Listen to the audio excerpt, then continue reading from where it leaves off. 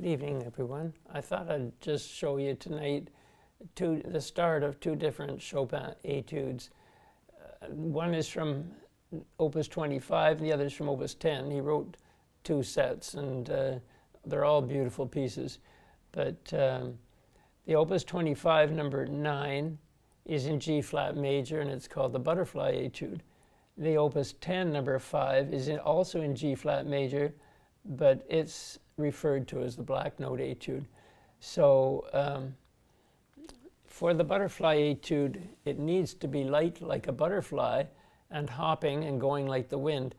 And in order to get that hopping feel, if you could imagine a pogo stick, it has a steel spring in it, and if you're standing by a wall and you put your feet on the little ledges that are up off the ground about that far, and you're leaning against the wall so you can stand there, you can come away from the wall and you're standing there, but you're not going to hop until you bend your knees, and then you press down with your leg muscles and spring and hop. So much like a kangaroo does, same idea. And the speed that you can get when you go that way, every note having that hop to it, is marvelous. So, but it's a matter of letting that wrist bend that little bit and then hopping with each note. So if you can think slow motion, now when it's done lightly, because it says leggero,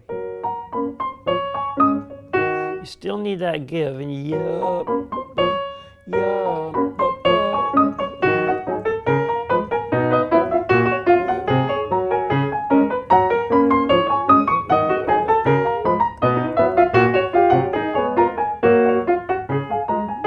it goes on, and the butterfly takes off some other direction, and it goes through just 2 pages of that. But it's an exciting piece. It's all light. It has to have the imagination and put your listener into the trance of the flight of this butterfly. There's an accent on every quarter in that piece. So 1, 2. Normally you think of heavy, light, but Chopin has written in there but then to do it lightly, because it says leggero, it's light as you can.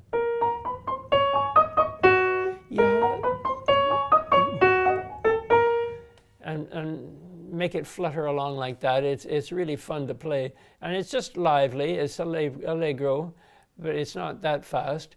But it's light. It has to have the imagination to take the listener on the flight of the butterfly. Whereas the Black Note Etude is vivace and it's brilliant, and it has to be like the wind, and it has huge contrast. Bar 1 is loud,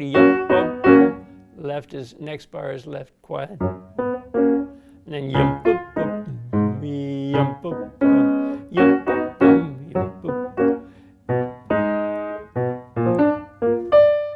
that kind of thing. And so the rate is triplets all the way.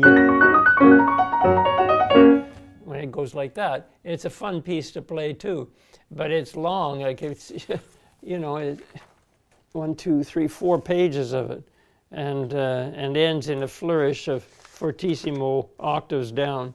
So technically, it's tremendously difficult. But I just wanted to show you the differences.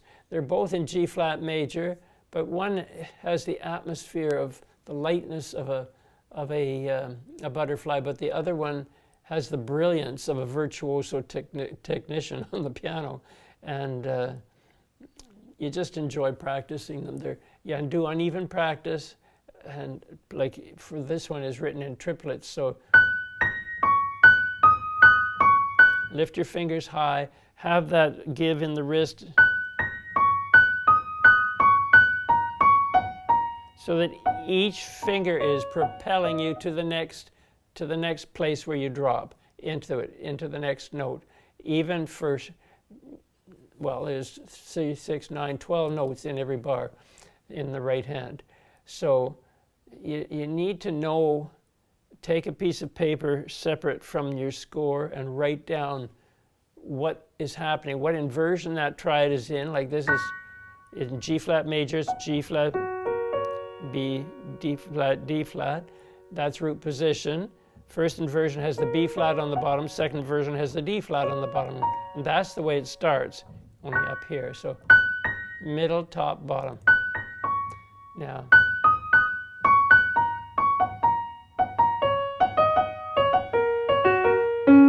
practice it so that you're aware in your mind of what inversion you're in for each of those triads, and then you don't go astray. But you end up hearing the melody in the left in that piece.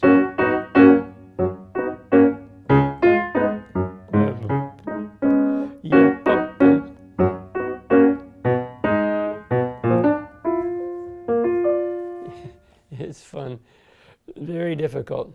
Anyway, I just wanted to show you something about those. I hope you enjoy that. Maybe start reading the notes of those two pieces. They're fun to play. Have a good night. Bye-bye.